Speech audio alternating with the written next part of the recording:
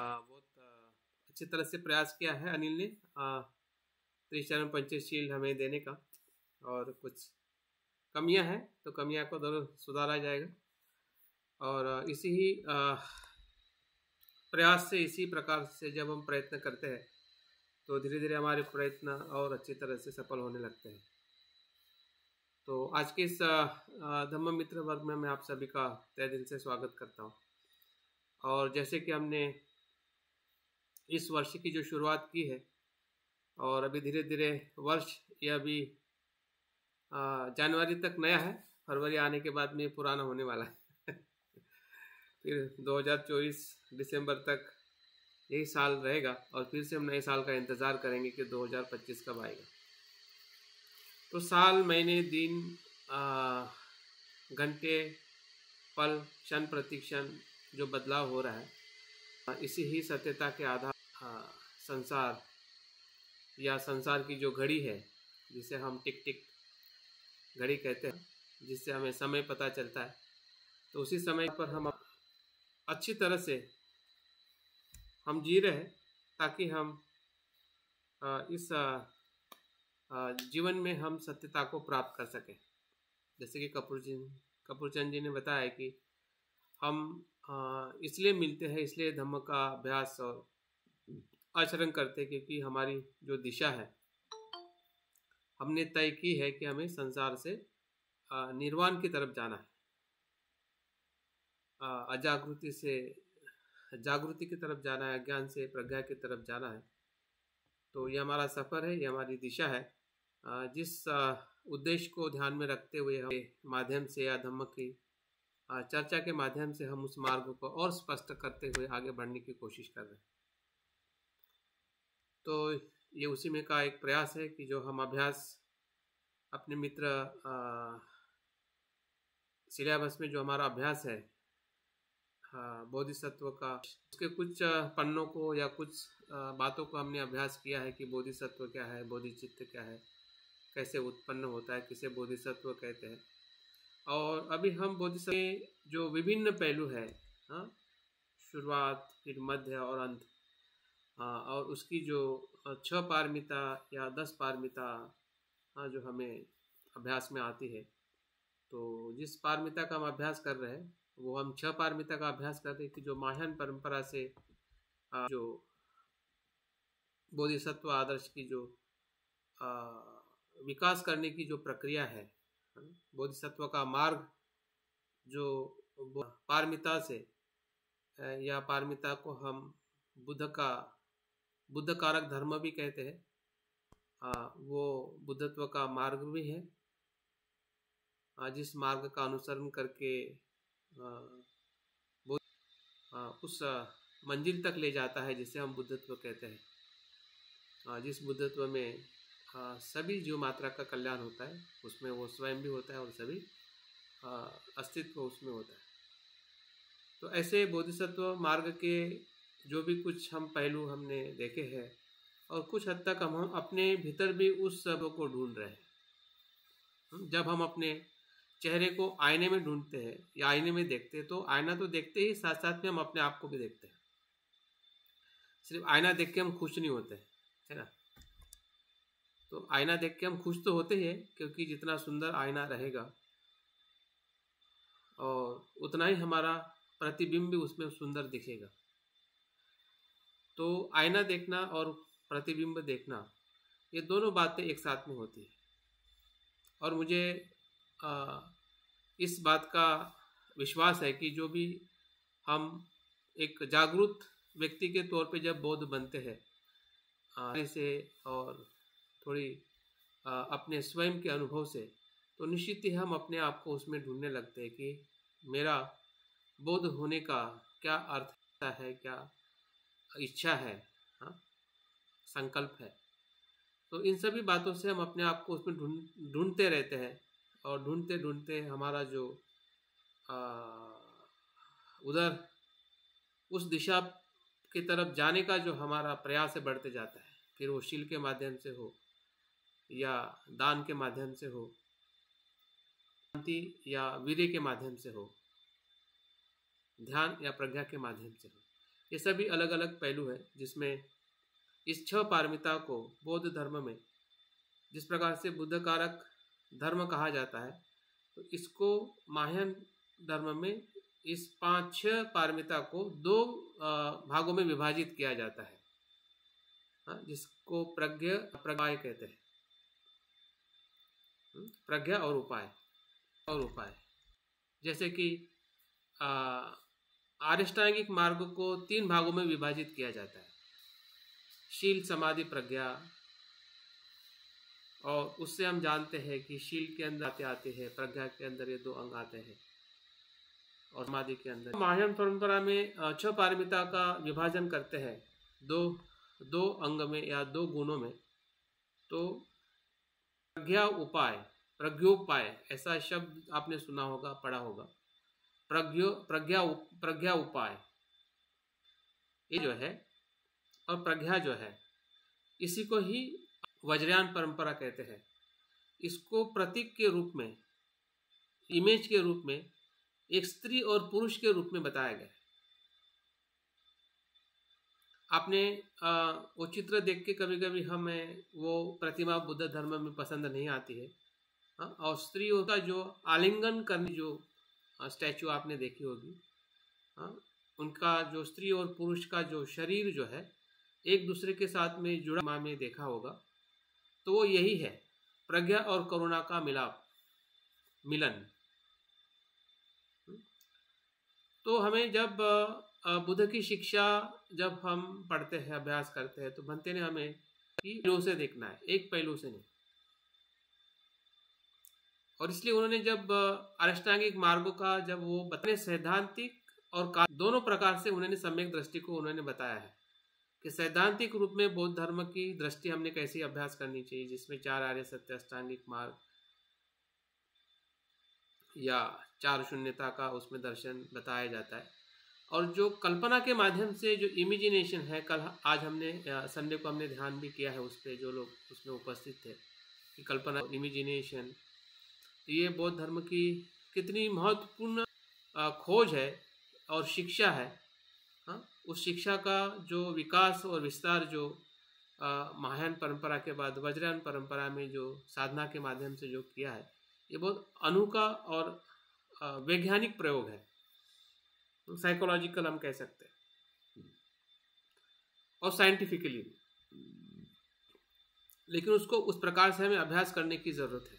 और भंते ने भी जो इस बात को महसूस किया जब उन्होंने वज्रयान, तंत्रयान, मंत्रयान, इन सभी बौद्ध शिक्षाओं का अभ्यास किया, उनके गुरु के संपर्क में आके या साधनाओं के संपर्क में आके, या खुद का भी जो उनका अध्ययन रहा है, साहित्य पढ़ने में जो उनकी रुचि थी, और जो जिस प्रकार से उन्होंने साहित्य में से भी जो निचोड़ निकाला है कि ये क्या है और कितनी आज के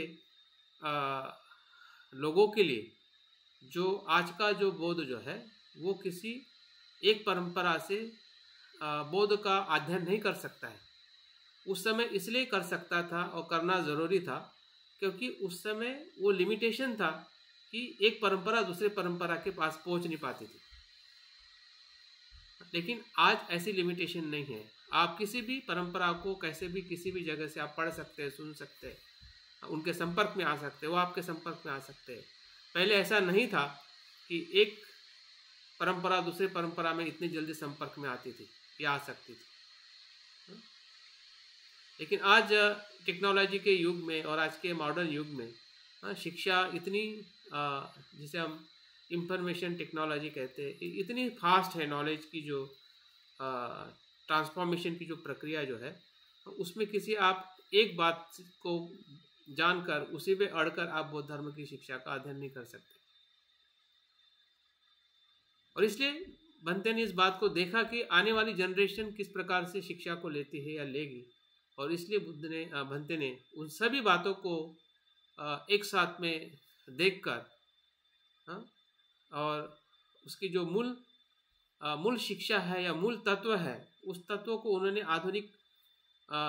हमारे आधुनिक लोगों के सामने जो रखा है, ये बहुत ही उनका अनूठा प्रयोग रहा है। और प्रयोग आज के युग में वो सक्सेस पूरी तरह से हो रहा है, और उससे हमें शिक्षा लेनी चाहिए कि भंते उस परिप्रेक्ष्य में बौद्ध धर्म को किस प्रकार से बताते हैं। तो मैं जिसकी बात कर रहा था कि पारमिता के अंदर जो 6 पारमिता को 2 तत्वों में विभाजित करके यही तत्व हमें वज्रयान परंपरा में प्रज्ञा और करुणा का जो मिलन बताने वाली जो प्रतिमा है, उसी के माध्यम से हमने बुद्धत्व को उसको दर्शाया जाता है कि बुद्धत्व एक प्रकार से स्त्री और पुरुष का मिलन है, लेकिन वो स्त्री और पुरुष कोई शारीरिक पुरुष नहीं है। वो उस प्रज्ञा को एक स्त्री के रूप में और करुणा को एक पुरुष के रूप में उसको बताया गया है। जो प्रज्ञा पारमिता जो हमें अभ्यास करते हैं, तो ये को स्त्री का रूप बताया जाता है, जिसमें छह पारमिता में जो छठी पारमिता है और बाकी की जो 5 पारमिता जो है, जिसमें दान है, शील है, वीर्य है, शांति है और ध्यान है, ये 5 पारमिता को उपाय की पारमिता बताया जाता है। करुणा को अभिव्यक्त करने वाली वो 5 पारमिता है। तो इस प्रकार से प्रज्ञा और करुणा का मेल ही 6 पारमिता का दूसरा अर्थ है। और उस पारमिता को हमने पहली पारमिता का जो हमने अभ्यास किया है कि दान पारमिता बोधिसत्व की कैसे होती है, क्या होती है, किस प्रकार से बोधिसत्व उस दान पारमिता को अपने बोधिसत्व के मार्ग पर वो परिपूर्ण करता है। दूसरी पारमिता का अभ्यास मैं सोच रहा था। पहले भाग में कौन सी आती है? प्रज्ञा आती है पहले भाग में। हाँ, प्रज्ञा में एक ही आती है जो छठी पारमिता है, बाकी की 5 पारमिता उपाय में आती है। अच्छा, इस प्रकार से उसका विभाजन किया गया है 6 पारमिता का। छठी तो वो ध्यान पारमिता है ना? नहीं, छठी प्रज्ञा पारमिता है, 5वीं ध्यान पारमिता है। तो मैं ध्यान पारमिता क्यों ले रहा हूँ, क्योंकि जो आर्यवज्री है वो अपनी कुछ पारमिताओं को लेके वो अभ्यास कराने वाली है, जैसे कि शील है, वीर्य है, और इसलिए मैंने उस पारमिता को आज टच नहीं किया, क्योंकि मैं ध्यान पारमिता और प्रज्ञा पारमिता के बारे में बताने वाला था। और इसलिए आज मैं ध्यान पारमिता के बारे में कुछ बातें आपको बताना चाहूँगा। और जिस बुक का हमें अभ्यास करना है, बोधिसत्व आदर्श जो भंते जी की लिखी हुई किताब है, इसी किताब को मैं पढ़ रहा था और समझ रहा था कि जो अभी तक हमने ध्यान के बारे में जो अभ्यास किया है, उसी का ही एक प्रकार से इस पारमिता में वर्णन या उसका जिक्र किया गया है। लेकिन इसमें जब मैं देख रहा था कि इस पारमिता को भंते ने इस नाम से संबोधन किया है, वह है संबोधि के द्वार पर ध्यान पारमिता को, और प्रज्ञा पारमिता को दर्शाने के लिए उन्होंने जिस शब्द का उपयोग किया है वह संबोधि के द्वार पर। ध्यान पारमिता क्या है? संबोधि के द्वार पर ले जाने वाली पारमिता है। मतलब ऐसा कह सकते हैं कि जो संबोधि या निर्वाण या जो प्रज्ञा है, उसका द्वार खोलने वाली जो चाबी है, वो है ध्यान। और इसलिए विशेषता जब हम जैन परंपरा की बात करते हैं या जो स्पेसिफिक जो ध्यान में जो कमिटेड जो परंपरा है, वो ध्यान में ही संबोधि देखते हैं, ध्यान को ही संबोधि कहते हैं या प्रज्ञा कहते हैं। तो उनका कहना उस अर्थ से है क्योंकि ध्यान करते हुए जब हम संबोधि को प्राप्त करते हैं तो संबोधि ध्यान बन जाता है। मतलब बुद्ध हमेशा ध्यान में होते हैं। बुद्ध का ध्यान या जब ध्यान पारमिता पूर्ण होती है या उसके प्रवेश में हम चले जाते हैं तो ऑलमोस्ट हम निर्वाण की अवस्था में ही होते हैं। निर्वाण की अवस्था ही ध्यान की अवस्था है और ध्यान की अवस्था ही निर्वाण की अवस्था है। एक तरफ जब इस प्रकार का सवाल कोई भिक्षु सारिपुत्र को पूछता है कि निर्वाण क्या है, तो निर्वाण तो जो शब्दों में या हमें बताया जाता है, निर्वाण मतलब जहाँ पे किसी भी प्रकार की तृष्णा नहीं होती है, या लोभ द्वेष मोह का नाश मतलब निर्वाण, या विमुक्त अवस्था, विमुक्ति की अवस्था। हाँ, निर्वाण हम कहते हैं या उसके हिसाब से उसको देखते हैं। लेकिन सारिपुत्र ने उसका डेफिनेशन जो बताया है, निर्वाण मतलब आरिष्टांगिक मार्ग, आरिष्टांग ही निर्वाण है और निर्वाण ही आरिष्टांगिक मार्ग। तो उसी अर्थ से अगर देखा जाए कि ध्यान क्या है, या उसकी जो बुद्ध के समय से ही स्वयं बुद्ध के जीवन में भी हम ध्यान को देखते हैं। फिर वो उनके बचपन में भी जो बताया जाता है कि ध्यान वो करते थे उम्र के उनके 9वें या 10वें वर्ष में, और वो प्रथम ध्यान में वो प्रवेश कर सकते थे। हाँ, हम बुद्ध के संबोधि में भी देखते हैं कि ध्यान की जो उनकी जो अनुभूति जो रही है, या ध्यान के भीतर जाने का जो उनका चित्त रहा है, वही मार विजय और संबोधि या प्रतीत समुत्पाद को जानने का मन बना है, या उनका पूरा उसके बाद का भी जो अस्तित्व है ध्यान में ही रहा है। ध्यान उनके लिए छूट जाता है ऐसा नहीं है जब संबोधि प्राप्त होती है। तो ध्यान का जो हम सराव करते हैं, या जिस प्रकार से हम सराव सीख रहे हैं, ध्यान करना और ध्यान होना और ध्यान में रहना, ध्यान करना, ध्यान में ध्यान होना और ध्यान में रहना। अभी ध्यान करना ये प्राथमिक तौर पे सही है, जब से हम ध्यान सीखे हैं और हम ध्यान कर रहे हैं। लेकिन धीरे धीरे हमारी ऐसी अवस्था होने लगती है कि हम ध्यान नहीं भी करें तब भी हम ध्यान में रह सकते हैं। ध्यान होना अपने आप हो जाता है। अभी अपने आप होने का मतलब ये नहीं कि वहां पे कारण नहीं होता है, क्योंकि बिन कारण से कोई घटना घटित नहीं होती। अभी अपने आप होने का मतलब नेचुरल होना। पहले स्टेप में हम फोर्सफुली करते हैं, इंटेंसिवली करते हैं, या थोड़ा क्या कहते हैं, किसी में फंसे हुए रहते हैं, उसमें से निकाल के कुछ हम प्रयास करते हैं। इस प्रकार से हमारा जो प्रयास जो होता है, उस प्रयास में हम ध्यान कर चुके हैं और अभी भी कर रहे हैं। लेकिन ये ध्यान वो ध्यान नहीं है जो बुद्धत्व की तरफ ले जाता है।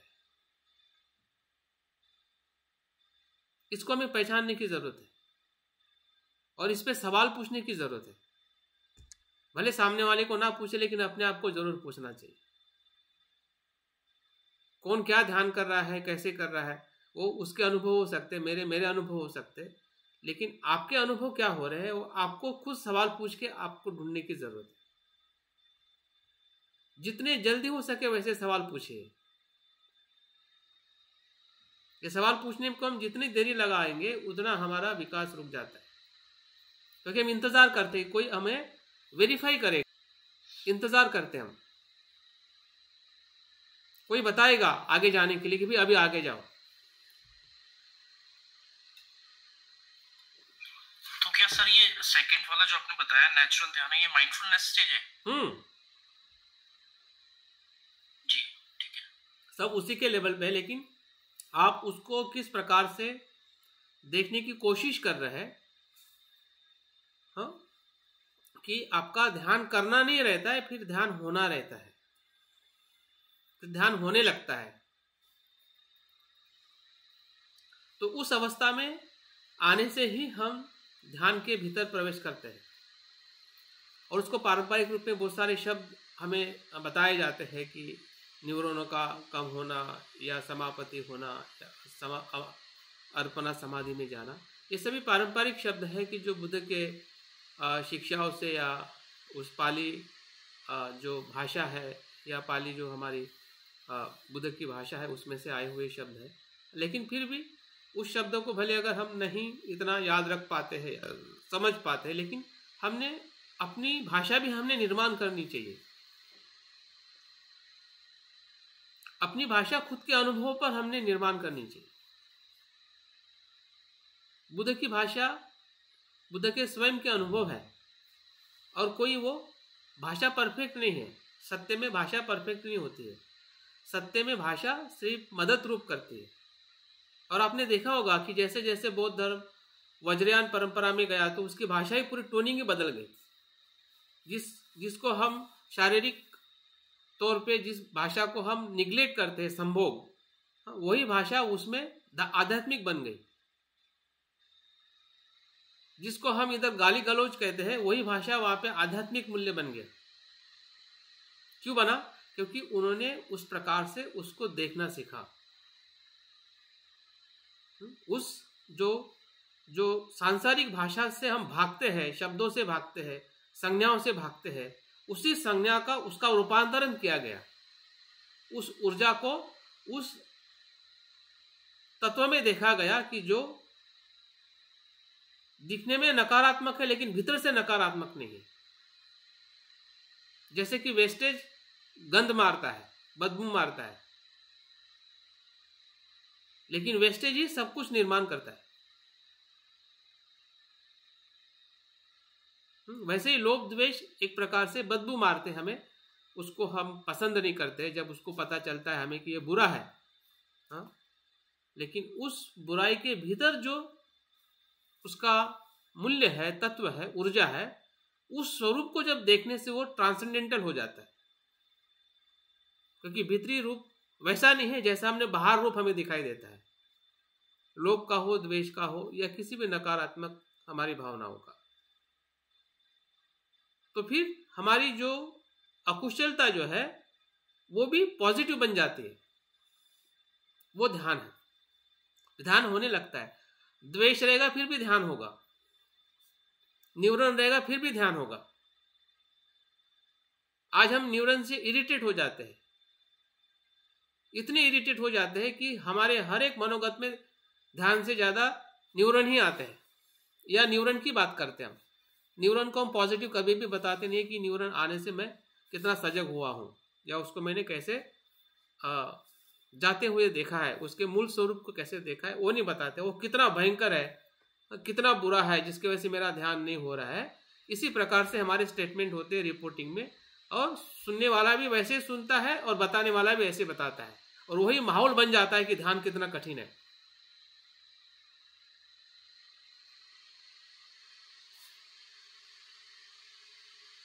तो हम क्या सीख क्या रहे हैं? ध्यान से हम आगे कैसे जा सकते हैं? अगर आपको कांटे वाला ध्यान लग रहा है,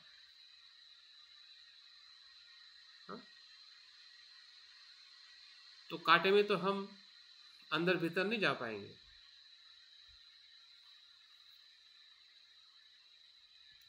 वो कांटे मखमल के हैं, वो चुभने वाले नहीं हैं। लेकिन आपने देख लिया कि वो चुभने वाले हैं, और इसलिए फिर वहां पे हमारा ध्यान सिर्फ कर्म होता है। ध्यान मार्ग नहीं बन पाता है, वो बंधन बन जाता है, रोज का ध्यान का बंधन बनता है। तो उस बात को हमें समझने के लिए हमें दोनों जो उसके पहलू है, एक तो वैचारिक स्पष्टता, विचार से भी हमें समझना है, और साथ साथ में उसके रिलेटेड जो कल्पना है, उस ध्यान की जो अनुभूति को समझने का, जैसे हम अंतर्दृष्टि कहते हैं। अभी अंतर्दृष्टि को शब्द में भी आप बता सकते हैं, विचारों में भी देख सकते हैं कि अंतर्दृष्टि है, जिसे हम जैसा है वैसा देखना हम विपश्यना कहते हैं। अनित्य देखना ये विपश्यना कहते हैं। अभी अनित्य के एक पत्ते को गिरते हुए देखना, और उसको कल्पना में हर जगह पे देखना,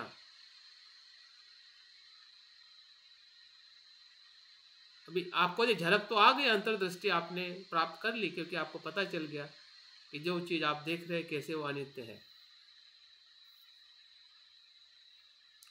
लेकिन उस अनित्यता के दर्शन को हर समय महसूस करना, जबकि आप कुछ भी नहीं देख रहे हैं, कुछ भी आपके सामने नहीं घटित हो रहा है, फिर भी जो भीतर घटित हो रहा है उसको भी आप उस प्रकार से देख रहे हैं, तो अंतर्दृष्टि है।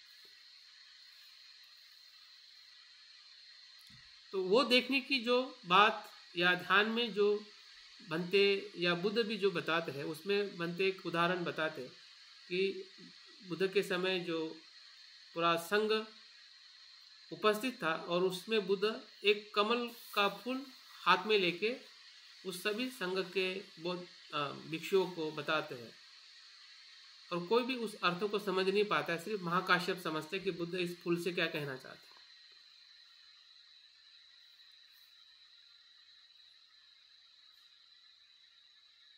तो वो प्रतीक है। बुद्ध वहां पे एक भी शब्द नहीं बोल रहे हैं कि ध्यान क्या है या निर्वाण क्या है, लेकिन वो बात वही करना चाहते हैं।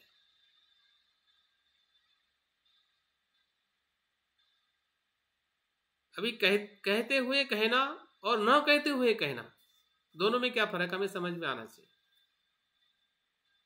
कहते हुए कहना और न कहते हुए कहना।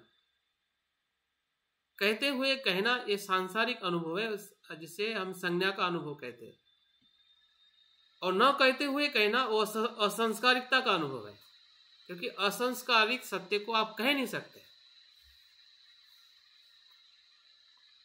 और इसलिए बुद्ध को प्रश्न पड़ा था कि जो मुझे निर्वाण प्राप्त हुआ है उसके बारे में मैं कैसे बताऊं।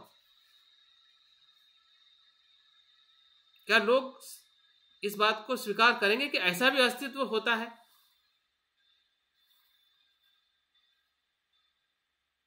जबकि लोग सभी संस्कारित अस्तित्व को ही मानते हैं, उसी में पड़े हुए हैं, उसी में ग्रस्त है। तो जो असंस्कारित अस्तित्व है, परम सुख, परम आनंद, परम सत्य का, वो कैसे लोग सुनेंगे, कैसे लेंगे? और इसलिए बुद्ध की शिक्षा में हमें दोनों सत्य का आधार लेकर या दोनों सत्य को, एक सत्य को बताने के लिए दोनों पद्धतियां हमें बुद्ध के समय से ही प्राप्त होती है। फिर उनके शब्दों में कहना या अशब्दों में कहना,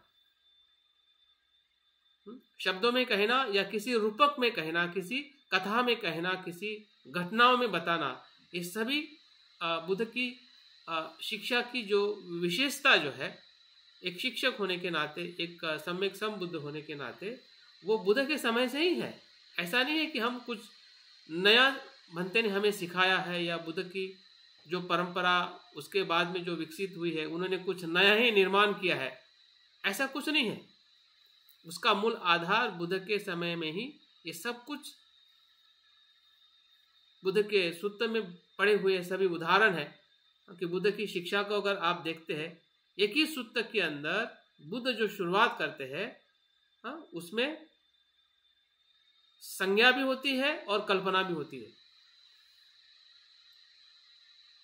रूपक होता है, उदाहरण होता है, कथा होती है, उपमा होती है। ऐसा कोई भी आपको बुद्ध का सूत्र नहीं मिलेगा सिर्फ जिसमें बुद्ध ने सिर्फ सैद्धांतिक रूप में ही किसी बात को बताया है।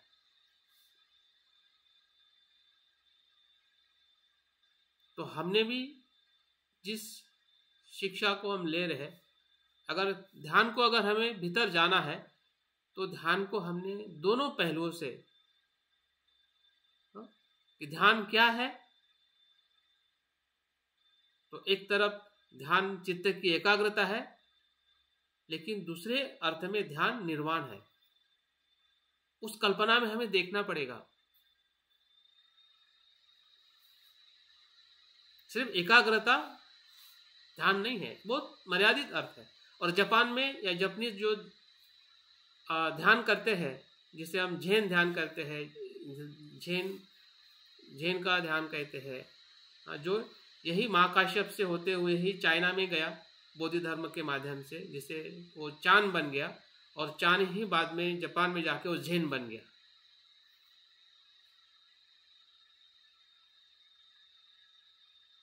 तो झेन परंपरा जो है वो निर्वाण के अनुभव में ही ध्यान को देखती है और ध्यान में ही निर्वाण को देखती है। वहाँ पे जब हम उनके आचार्य के ध्यान के सूत्र पढ़ते हैं, तो ध्यान को वो एकाग्रता में सीमित नहीं रखते हैं। ध्यान मतलब सिर्फ एकाग्रता नहीं है।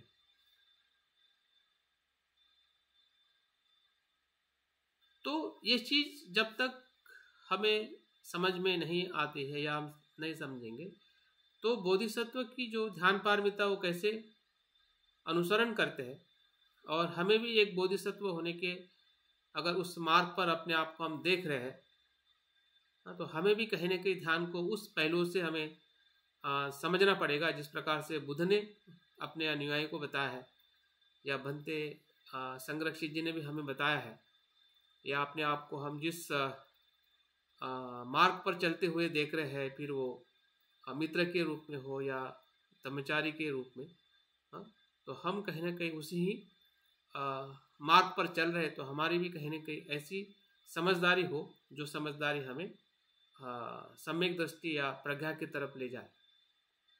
तो हम देखते हैं कि ध्यान के भीतर जो बनते बताना चाहते, शायद उसके बारे में हमें बहुत कुछ पता है, लेकिन फिर भी मैं यहाँ पे थोड़ा एक आउटलुक देना चाहूँगा कि ध्यान के भीतर दो स्तर बताए गए हैं। एक स्तर वो है कि जो बिखरे हुए मन को एकरूप करता है, जो मन बिखरा हुआ है। मन और ध्यान, हमेशा अगर आपको ध्यान को जानना है तो मन को जानना ही जानना है। अगर मन को जानने के लिए अगर आप तैयार नहीं, तो आप ध्यान को नहीं जान सकते। मतलब ऐसा तिब्बतन परंपरा में कहा जाता है कि मन को जानना ही ध्यान है। मन को जानना ही ध्यान है। धीरे धीरे धीरे धीरे जानते हैं, हम पूरी तरह से मन को जानते हैं, तो वो प्रबुद्ध का मन होता है, जिसको हम पूरी तरह से जान लेते हैं कि बुद्ध का मन क्या है।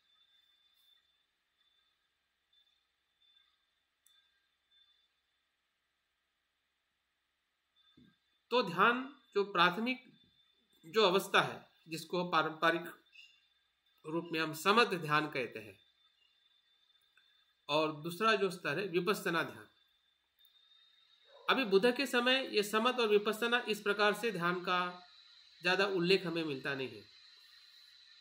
इसका सबसे ज्यादा उल्लेख हमें जो बुद्ध घोष ने जो किताब लिखी है, जिसे हम विशुद्धि मग्ग कहते हैं, और उसके बाद में जो म्यांमार में या बर्मा में जो विपश्यना की जो परंपरा चली है, वहां से हमें ये ज़्यादा शब्द इस्तेमाल करते हुए या उसका अभ्यास करते हुए हमें इस शब्द का ज़्यादा प्रयोग हमें आज सुनने में आ रहा है, विपश्यना विपश्यना। बुद्ध के समय जो शब्द प्रचलित ज़्यादा था वो है ध्यान, और दूसरा सतिपट्ठान। और सतिपट्ठान को ही हम विपස්සना के रूप में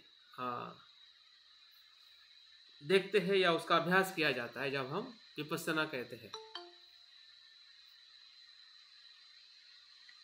बुद्ध के समय जो प्रचलित था ध्यान, समाधि और भावना, ये तीन शब्द प्रचलित थे, ध्यान, समाधि और भावना, जिसे हम आनापानसति भावना कहते हैं, मैत्री भावना कहते हैं, ध्यान कहते हैं, और समाधि कहते हैं, सम्यक समाधि अष्टांगिक मार्ग में, फिर पंच धम्मेंद्रिय में, पंच बल में, सप्त बोधांग में।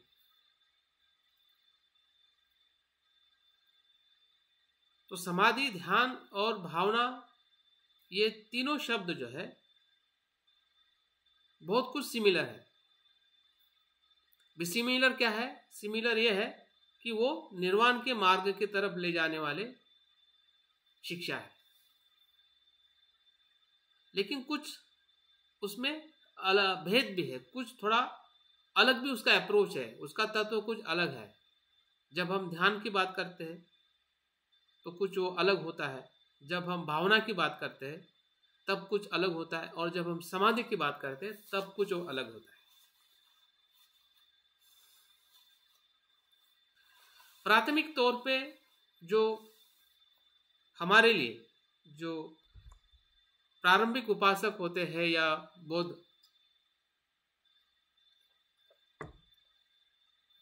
साधक के रूप में अगर हम देखते हैं तो उसमें भावना शब्द काफी महत्वपूर्ण है।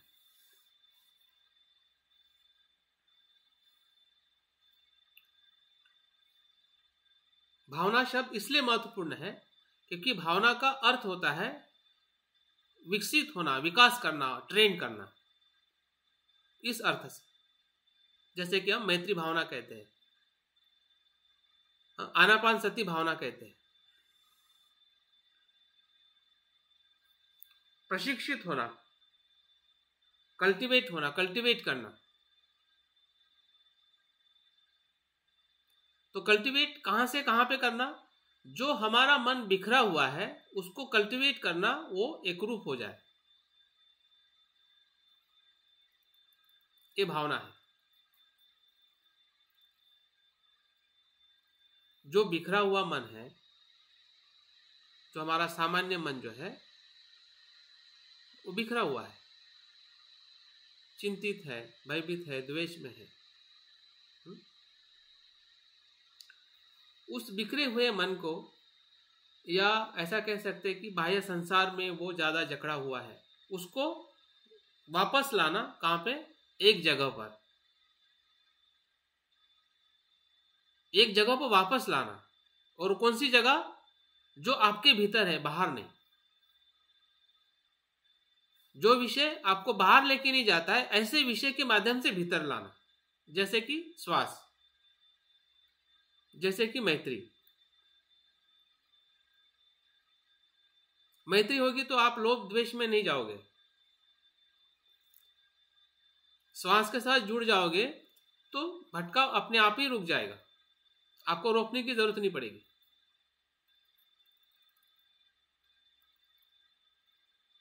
तो ऐसे जो भी विषय, जो उसी का संबंध इसके साथ में भी है भावना का। जो 40 प्रकार के जो कर्मठान है वो सभी भावनाएं हैं।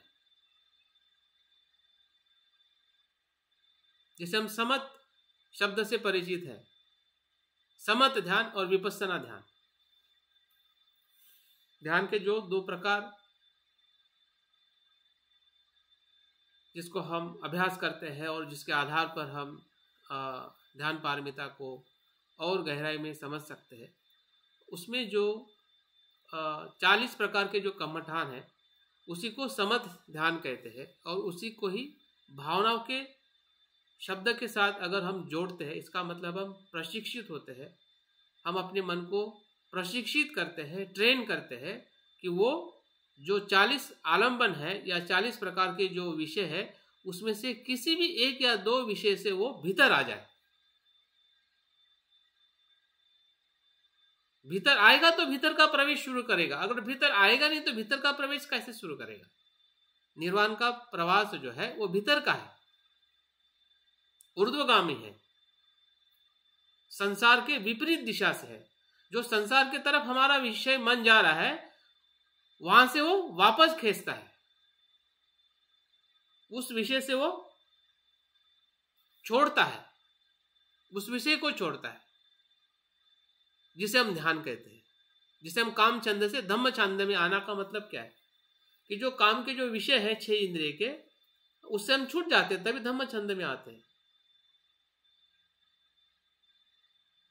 अगर विषय वो छूटेगा नहीं तो धम्म छंद कैसे आएगा? अगर धम्म छंद आ रहा है तो हमें इसका ज्ञान होना चाहिए कि हमारा काम छंद छूट रहा है।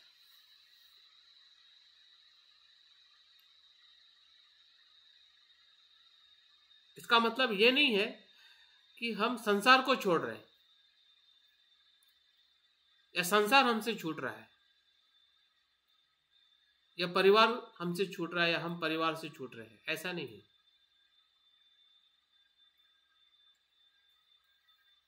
बल्कि जो अतिरिक्त हमारी संसार में देखने की जो प्रवृत्ति थी उसको हमने कम किया है, आवश्यकता को कम नहीं किया है। आप आंखों से स्त्री को नहीं देखेंगे ऐसा नहीं है, या स्त्री आपको आंखों से दिखेगी नहीं ऐसा नहीं है, या भोजन आपको आपके जीभ में टेस्ट वाला आएगा नहीं आएगा ऐसा नहीं है, टेस्ट वाला भी आ सकता है और नहीं भी आ सकता है। इसका मतलब स्वाद नहीं छोड़ना है, स्वाद नहीं छूट जाता है। हाँ, बुद्ध का स्वाद छूट जाता है क्या, कि बुद्ध को जो भोजन अच्छा टेस्टी मिलता है कि उनको टेस्ट का स्वाद नहीं आता है, लेकिन उससे वो आसक्त नहीं होते। आसक्ति छूटती है, जरूरत नहीं। अगर जरूरत छूट जाएगी तो पूरा सांसारिक जीवन निराश हो जाएगा।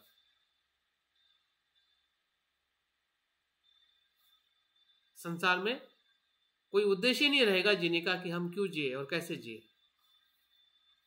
तो जो संतुलन जो है या जो ध्यान हम कर रहे हैं, तो ध्यान क्या है और कहां से शुरुआत होता है, इसकी हमें वैचारिक स्पष्टता के साथ साथ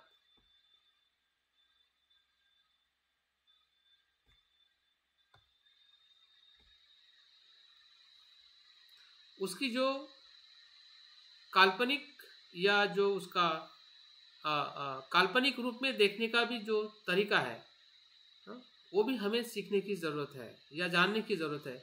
जब हम कहते हैं कि कामछंद है या न्यूरन है, तो न्यूरन को भंते ने और बुद्ध के शिक्षा से लेके ही उस न्यूरन को 5 रंगों में बताया गया है, 5 पानी में बताया गया, 5 प्रकार के पानी की उपमाओं में बताया गया।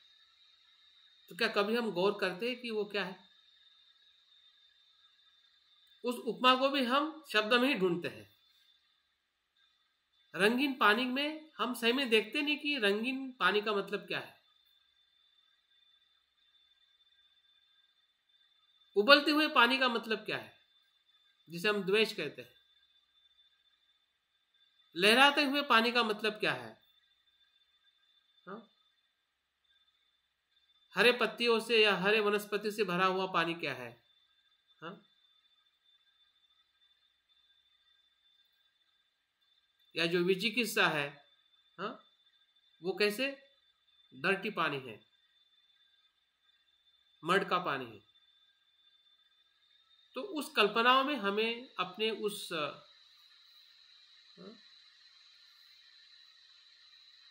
न्यूरॉनों को देखना पड़ेगा कि जो हमारी परेशानी है।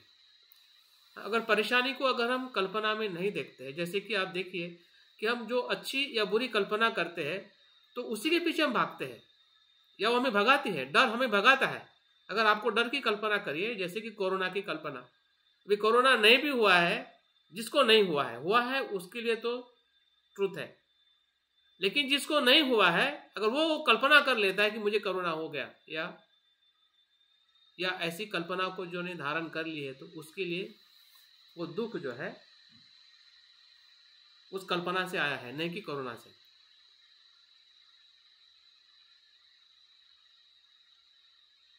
वैसे ही पॉजिटिव कल्पना हम करते हैं तो वो कल्पना हमें खींच के ले जाती है उस कार्य को करने के लिए, कि जो एम्बिशन जो जिसे कहते हैं कि एक विद्यार्थी की हो, एक व्यक्ति की हो कि मुझे क्या बनना है, क्या होना है, और उसकी एम्बिशन जो है वो उसके पूरे एनर्जी को, उसके पूरे जीवन को उधर खींच के ले जाती है।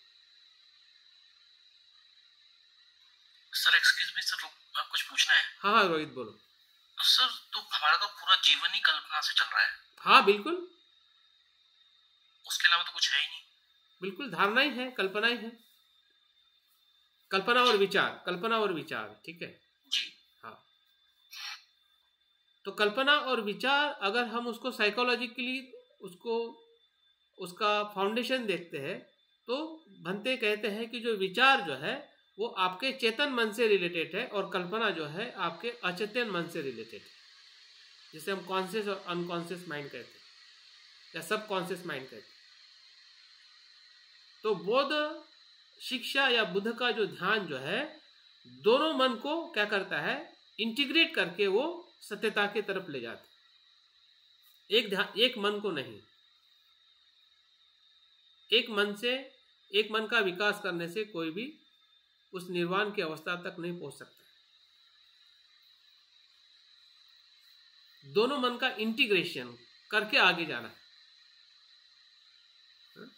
और उस इंटीग्रेशन के लिए जो ध्यान, जो टेक्निक जो है, जो हमने सीखा है या जिससे हमें थोड़ा कुछ लाभ मिला है, तो वो लाभ पर्याप्त नहीं है। भंते कहते हैं कि बौद्ध धर्म में जो ध्यान जो है वो सिर्फ टेम्परेरी रिलीफ के लिए नहीं है। और लोग आजकल पूरा टेम्परेरी रिलीफ के लिए ध्यान का इस्तेमाल करते हैं, करवाते हैं, उसका मार्केटिंग करते हैं, उसमें बहुत कुछ रिसर्च हो रहा है सिर्फ टेम्परेरी रिलीफ के लिए।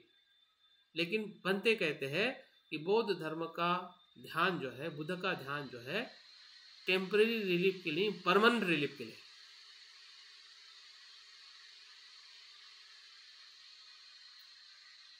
पूरी तरह से दुख से मुक्त होने के लिए।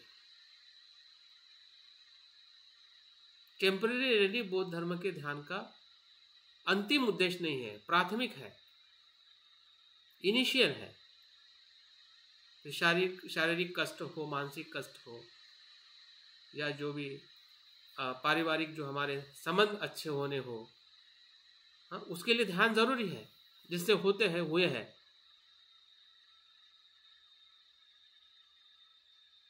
लेकिन वो लक्ष्य नहीं है। विपस्सना ध्यान आते हैं ना? हाँ जी, इसमें विपस्सना ध्यान आते हैं। किसमें? ये जो अभी बता रहे हैं आप, परमानेंट। हाँ, परमानेंट रिलीफ का जो है वो विपस्सना ध्यान से या उस विमुक्ति के साथ जुड़ा हुआ है। तो कहने का मतलब यह है कि जो ध्यान की जो शुरुआत या जो पहला जो हमने देखा कि भावना के रूप में अगर हम ध्यान को देखते हैं, तो सभी 40 प्रकार के जो कमठान जो है उसका हमें इस्तेमाल करना है, उसका हम प्रयोग कर रहे हैं। और प्रयोग करते समय एक दो बातें खास ध्यान में रखनी है, क्योंकि कभी कभी क्या होता है कि हम प्रयोग तो करते हैं लेकिन हमें यह पता नहीं होता कि प्रयोग मैं क्यों कर रहा हूं और उसका रिजल्ट क्या है। अक्सर हम उससे इतने स्पष्ट नहीं होते। जानकारी होती है कि क्यों कर रहा हूं, लेकिन पूरी तरह से उसके प्रति हम सजग नहीं होते कि हाँ मैं इसी के लिए ही कर रहा हूं। पहले मुझे समझ में नहीं आ रहा था, लेकिन अभी मुझे समझ में आ रहा है कि मैं इसी के लिए ही कर रहा हूं।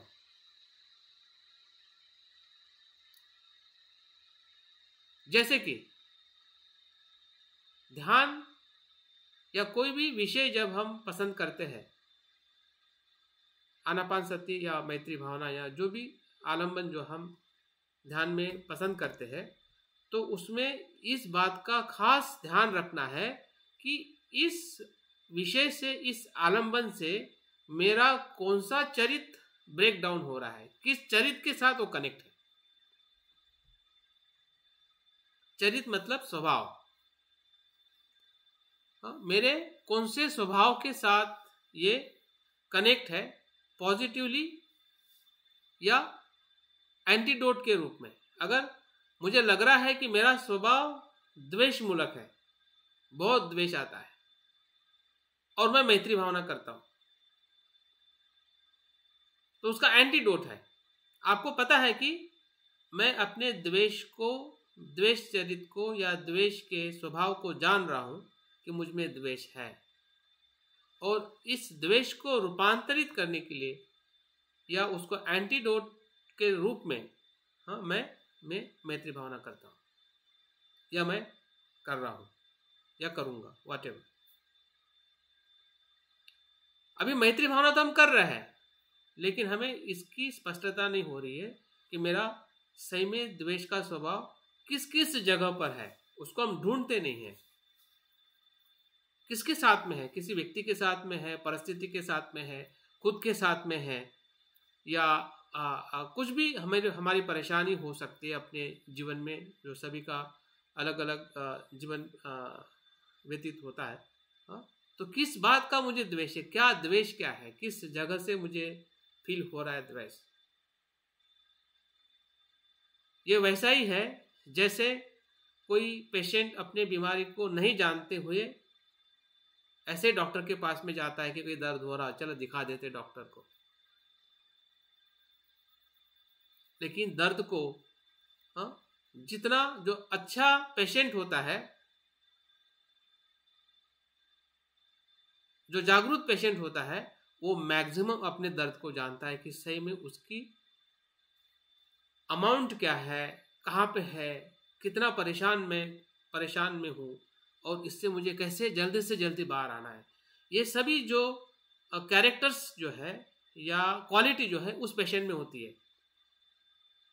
जैसे कि अगर आप पेशेंट को अगर आप देखते हैं कि जो कैंसर वाले पेशेंट होते हैं या जो बड़ी बीमारी के साथ जूझते रहते हैं, उसको उस पेन या उसके बारे में पूरी तरह से वो कनेक्ट होते हैं कि ये क्या है। उसी प्रकार से जब हम मैत्री भावना कर रहे हैं तो हमारे द्वेष के जो अग्नि है या द्वेष का हमारा स्वभाव है, उसको हमें बार बार पहचानने की जरूरत है। अगर हम नहीं पहचानते हैं तो मैत्री भावना का जो ध्यान जो है वो हमारे लिए इतना ट्रांसफॉर्मेंटल वो भावना नहीं बन सकती। भावना का मतलब कल्टीवेशन है।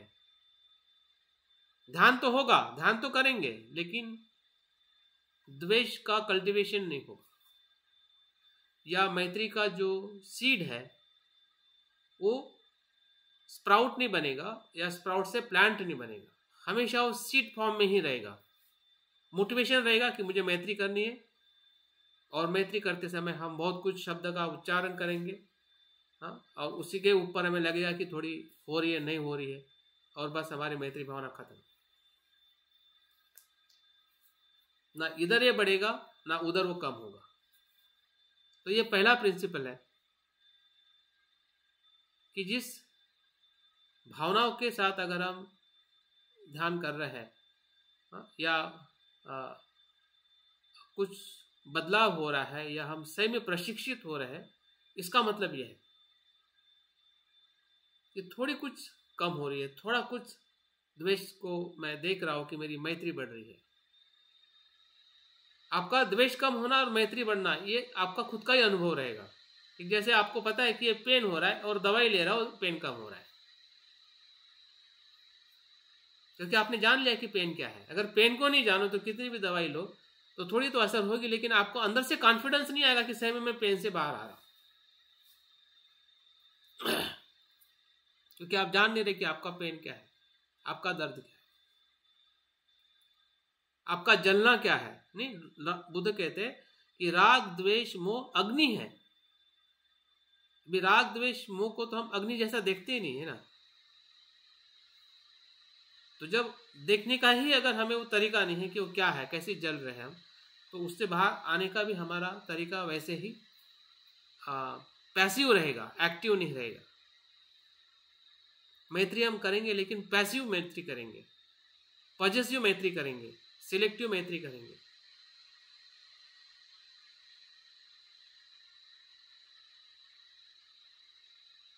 और मैत्री उस डायरेक्शन से नहीं होगी जिस डायरेक्शन से बुद्ध का अनुभव बताता है कि ये मैत्री हमें कैसे सुकून और सभी प्रकार के 11 प्रकार के लाभ देती है। अभी 11 प्रकार के लाभ को हमने चेक डाउन करना चाहिए। हर एक लाभ इंपॉर्टेंट है, एक से बढ़कर एक लाभ है। क्या हम उसको चेकआउट करते हैं, ढूंढते हैं कि क्या इस लाभ में से मुझे कौन सा लाभ मिला और कौन सा लाभ बाकी है और कौन सा लाभ चाहता हूं मैं इससे। वेरीफाई करेंगे तो पता चलेगा, नहीं पर चलेगी, नहीं करेंगे सिर्फ ध्यान करेंगे, ध्यान होगा नहीं। ध्यान करना होगा लेकिन ध्यान होगा नहीं। ध्यान होने का मतलब कुछ तो भी रूपांतरित होना है, कल्टीवेशन होना है। जैसे कि फार्मर शब्द भी कल्टीवेशन फार्मर से ही आया है कि फार्मर क्या करता है, उस सीड का कल्टीवेशन करता है, एक सीड को थाउजेंड्स ऑफ सीड में कल्टीवेट करता है।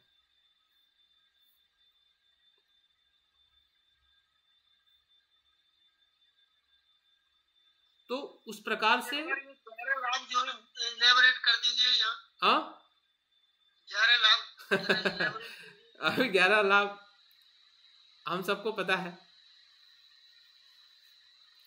उसमें से जो कुछ सांसारिक लाभ है, कुछ शारीरिक लाभ है, जैसे कि आपका चेहरा खिल जाता है, आपका स्वास्थ्य अच्छा रहता है, लोग आपकी मान करते हैं, सम्मान करते हैं, हाँ, आपकी बात को मानते हैं। ये सभी सांसारिक और सामाजिक लाभ है। लेकिन जब जैसे जैसे हम आगे जाते हैं उसके लाभ के भीतर, हाँ, तो आपका ध्यान अच्छा होता है, मन हाँ, मन प्रसन्न हो जाता है, तुरंत एकाग्र हो जाता है। ये सबसे बड़ा फायदा है ध्यान के लिए। फिर रात को अच्छी नींद आती है सर। हाँ, अच्छी नींद आती है, बिल्कुल फिजिकल और सबसे बड़ा आगे और लाभ है कि आपकी मृत्यु जो है शांति से होती है। ये सबसे बड़ा मृत्यु के समय का लाभ है। और मृत्यु के बाद का भी लाभ है कि सद्गति को प्राप्त होती है, दुर्गति को नहीं। मतलब जीवन में भी लाभ है, मृत्यु के समय भी लाभ है, मृत्यु के बाद में भी लाभ है। तो उसको हमने इसलिए वो लाभ हमें लिस्ट में दिखाई देते हैं, लेकिन उस प्रकार की जो भावना या कल्टीवेशन, या जैसा मैंने कहा है कि बुद्ध ने ही उस बात को कहा है कि आप आपके चरित्र को समझ के आप आपकी ध्यान साधना को पसंद करें। इसलिए बुद्ध ने 40 प्रकार के मार्ग बताए हैं। लोभ का है, तो मैं कहना चाहूंगा यहाँ, हाँ जी, कि ये जो अपने अनुभव की बातें आई हैं, कि जो मैत्री भावना ध्यान करें हम, इसके नीचे, इसके मतलब मूल में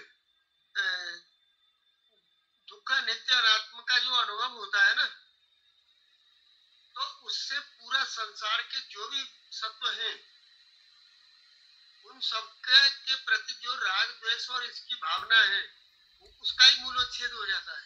बिल्कुल।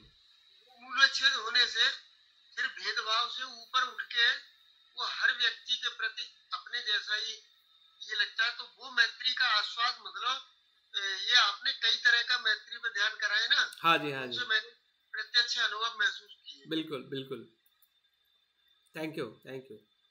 तो मैं इसलिए बता रहा हूँ ताकि हमारे पास में एक ध्यान का पूरा चार्ट जो है, एक बोलते माइंड मैप, ये चीज अभी पढ़ने की जरूरत नहीं, याद करने की, आपको पूरे आंखों के सामने दिखना चाहिए कि ध्यान मतलब ये, मतलब ये बातें मतलब ध्यान में आती है, या इस प्रकार से मैं ध्यान को देखना है, समझना है, और उसी प्रकार से अपने मित्रों को भी मदद करनी है।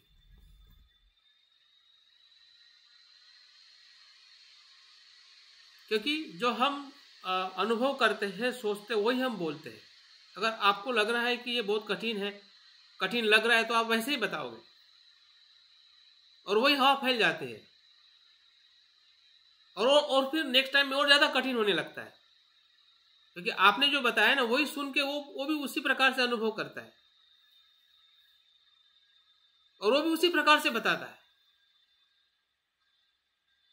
और ये बढ़ते जाता है। फिर 5 साल के बाद में भी देखोगे तो वही अनुभव, वही बात, उसी जगह पे हम रुके हुए कि जो हम 5 साल पहले बात करते थे। सारी चीजें उसमें समाविष्ट होती हैं, जो पंच धर्मेंद्रियों की बातें कहते हैं हम, ये सब चीजें समाविष्ट हो जाती हैं। ये जो अवस्थाएं आप वर्णन कर रहे हैं ना, बिल्कुल, उनमें जिस तरह से अनुभव करते हैं, उस अनुभव से ही सराबोर हो जाते हैं। ये सब चीजें हुए बिना हो ही नहीं सकता है। इसलिए ध्यान एक प्रकार से जो संसारिक जो हमारा अस्तित्व है, उससे वो भीतर के अस्तित्व की तरफ ले जाने वाला एक प्रकार का प्रयास है। अगर उस प्रयास में अगर हम सक्सेस हो रहे हैं, या होने की जो क्षमता है या संभावना है, जब हम अपने चरित्र को जानने का प्रयास करते हैं, या ध्यान से हम अपने चरित्र को जान लेते हैं कि यार मेरा चरित्र इस प्रकार से कार्य करता है, मुझमें इतने प्रमाण में, इतने जगह पर इस प्रकार से मैं अपने श्रद्धा के चरित्र को देखता हूँ, या बौद्धिक चरित्र देखता हूँ, लोभ का देखता हूँ, द्वेष का देखता हूँ। तो ये जो चरित्र की जो पहचान जो है, यही ध्यान की सही शुरुआत है। जितना हमें पता चलेगा, उतना ही हमारा भावना का स्वरूप का ध्यान जितना बढ़ेगा, उतने ही हम दूसरे जगह पे जा सकते हैं जिसको हम ध्यान के स्तर कहते हैं।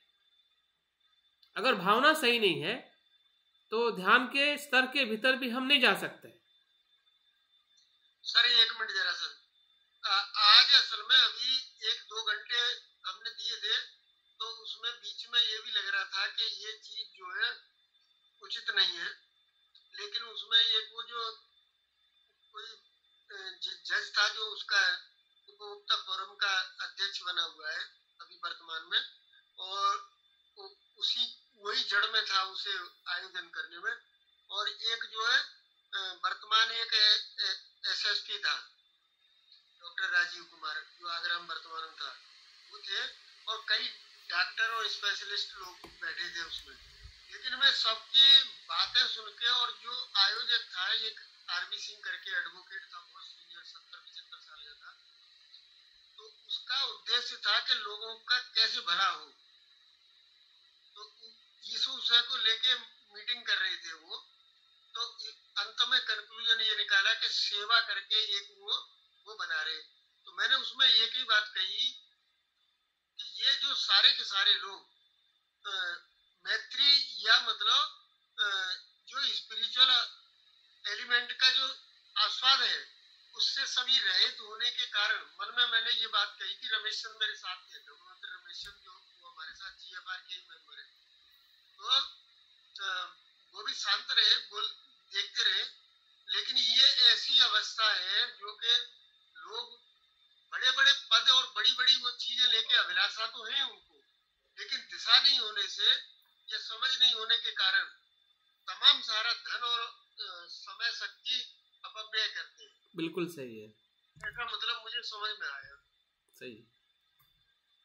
तो ये हमारा सभी का अनुभव है, और इस अनुभव को अगर हम देखते हैं कि कहाँ हमारी भूल हो रही है, ध्यान हम सीख रहे हैं, ध्यान हमें समझाया जा रहा है, तो हमारे जो चरित्र को कहीं ना कहीं हमें देखने का जो हमारा अवलोकन जो है या परीक्षण जो है वो कहीं ना कहीं कम है, या हम बिल्कुल उधर ध्यान नहीं दे रहे, और सिर्फ हम ध्यान की पद्धति और ध्यान का जो अभ्यास है उसी पे ही हमारा ज़्यादा फोकस होता है, और हम अपने चरित्र को देख नहीं पाते हैं।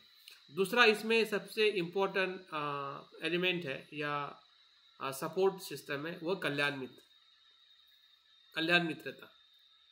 अगर आपको कुछ इसके बारे में अस्पष्टता होती है समझने में, तो आपने तुरंत अपने कल्याण मित्र या जो आपको सही गाइडेंस कर सकते हैं उनके संपर्क में आके आपकी ये जो विषय, जिस विषय का आप अभ्यास कर रहे हैं, और आपका चरित्र, इसमें कहाँ पे मिसमैच है और कहाँ पे उसमें प्रॉपर सिलेक्शन है या नहीं है, क्या उस चरित्र को समझने में जो आपको असक्षमता हो रही है या समझ में नहीं आ रही है, आपको दिखाई नहीं दे रही है, तो उसके लिए हमने ज़रूर अपने मित्रों से, अपने कल्याण मित्र से, वो कल्याण मित्र वो बहुत सारे स्वरूप में हो सकते हैं। एक आदि आप अगर अच्छी किताब पढ़ रहे हैं बनते की, बुद्ध की, और आपको पढ़ते पढ़ते वो चीज़ समझ में आ सकती है। कोई आपके फिजिकली कल्याण मित्र हो सकते हैं, हाँ, जिसके साथ आपके ज़्यादा अनुभव लोगों के साथ अगर आपकी मित्रता है। किसी की नहीं है तो आप मित्र के बीच में भी कुछ डिस्कशन करके बातों को समझ सकते हैं, हाँ? या खुद के आपके चिंतन के अनुभव भी आ सकते कि नहीं, ऐसा नहीं, मुझे ऐसा देखना है। या बुद्ध को देखते हुए भी, या बुद्ध की ध्यान की जो पद्धतियाँ है या उनकी जो खुद के अनुभव है उनको देख के सुन के भी आप उससे प्रेरणा ले सकते हैं। तो इस सभी बातों का अगर हम ध्यान रखते हैं, तब जाके हमारी जो समर्थ ध्यान की जो सही शुरुआत तो हुई है सभी की, लेकिन सही शुरुआत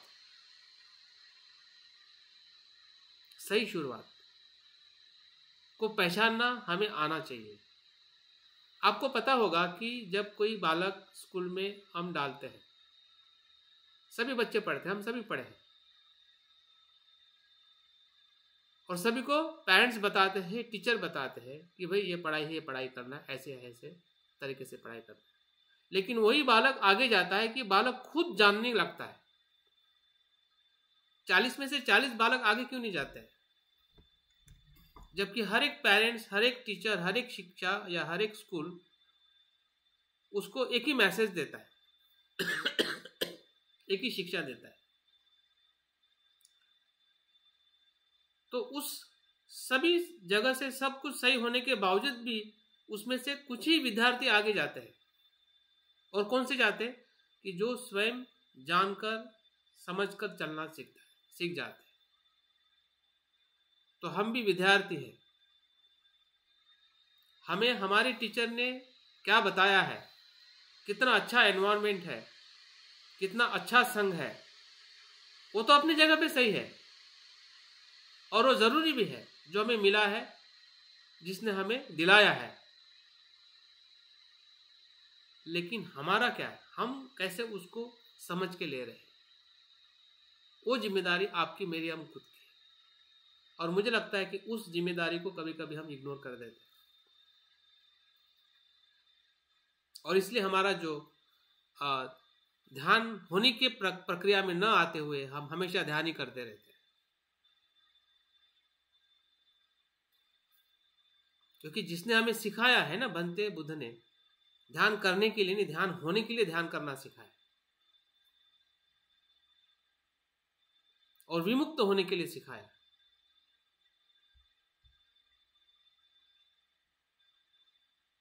तो उस बात को, उसको उसी प्रकार से समझते हुए हमें अपने आप को समझना, उसकी जो हमारी जो पात्रता है या हमारी जो क्षमता है, उसको हमें बढ़ाने की जरूरत है। और बढ़ाने के लिए हमें दोनों चित्त की या दोनों मन की जो भाषा है, एक तो वैचारिक भाषा और एक काल्पनिक भाषा। एक वैचारिक भाषा जो चेतन मन से साथ जुड़ी हुई है, जो विचारों से, जो संज्ञा से हम समझने का प्रयास करते हैं, और दूसरी उसी के ही स्वरूप को समझने की काल्पनिक भाषा। काल्पनिक भाषा में प्रतीक आते हैं, मिथ आते हैं, स्टोरीज आती है, रूपक आता है, रंग आता है। ये सभी काल्पनिक भाषा के क्या है, सिंबल्स है, या टेक्निक्स कह सकते हैं, या अल्फाबेट कह सकते हैं, जिससे कल्पना की भाषा बनती है। और इसका इस्तेमाल नहीं करेंगे तो हम हमेशा करते रहेंगे, होगा कुछ नहीं। क्योंकि वो होने का जो अनुभव जो है, वो अजागृत मन का होने का अनुभव। बनते कहते हैं कि जब मन जो जागृत मन है, जब वो पास में आता है, जिसे दो प्रकार की बनते इंटीग्रेशन बताते हैं, एकाग्रता, एक समतल और एक भीतर जाने वाली। समतल क्या है?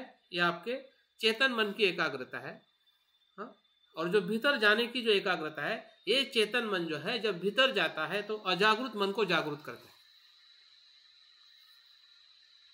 क्या करता है? अजागृत मन को जागृत करता है। जबकि अभी वो सोया है, अंधेरे में है, अंधकार में है। तो दोनों का इंटीग्रेशन मतलब ट्रांसफॉर्मेशन है, भावना है, रूपांतरण है।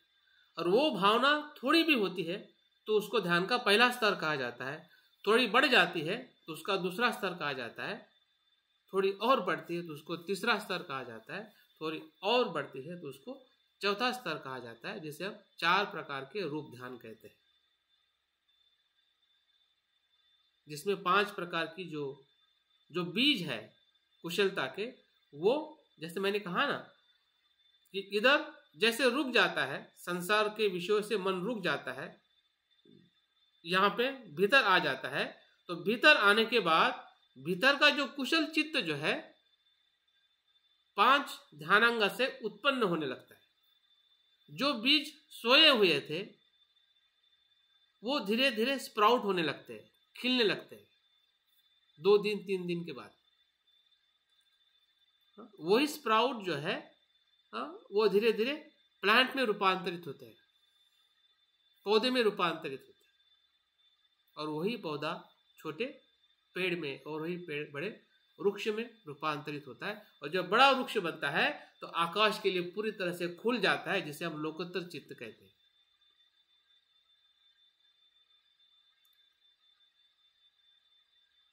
लौकिक इसका अर्थ ये हुआ ना कि ये दोनों भी जो अचेतन मन और चेतन मन, भले ही अचेतन मन की मात्रा बहुत ज्यादा है, लेकिन इसमें ये दोनों का भी परिपूर्ण रूप से चैतन्य होकर वो परम अवस्था में पहुंच जाता है।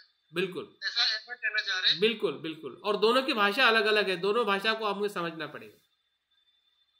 एक की वैचारिक भाषा है, शब्दों की भाषा है, और दूसरे की अशब्द की भाषा है।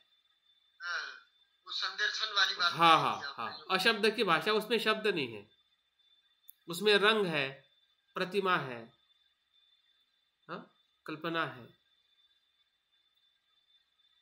उसकी भाषा समझ में आएगी। इंटरेस्टिंग और बड़ा विचित्र खेल लगता है ना।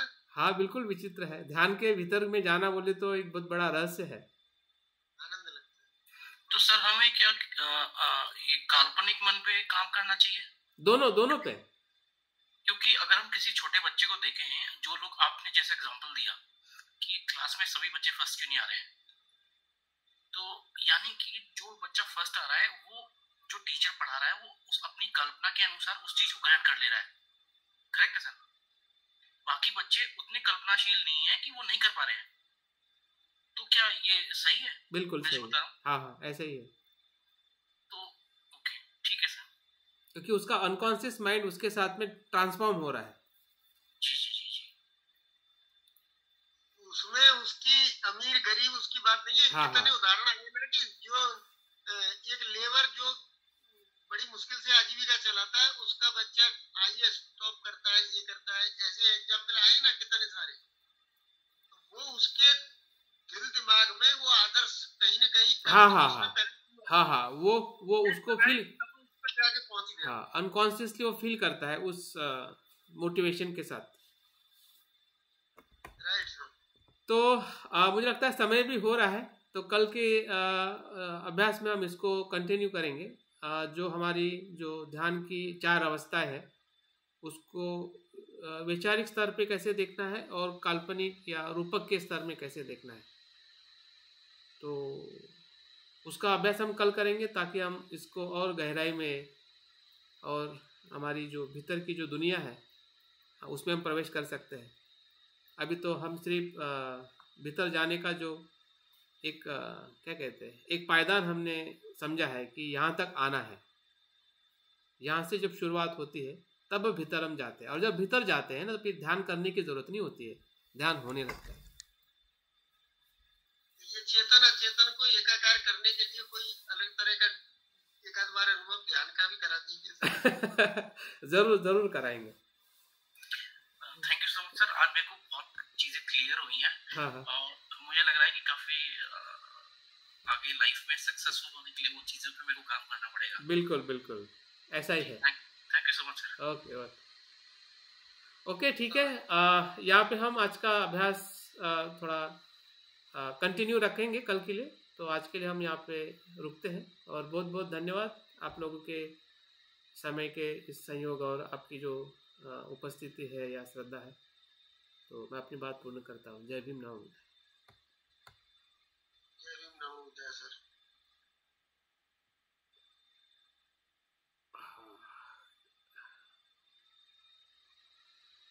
Thank you sir,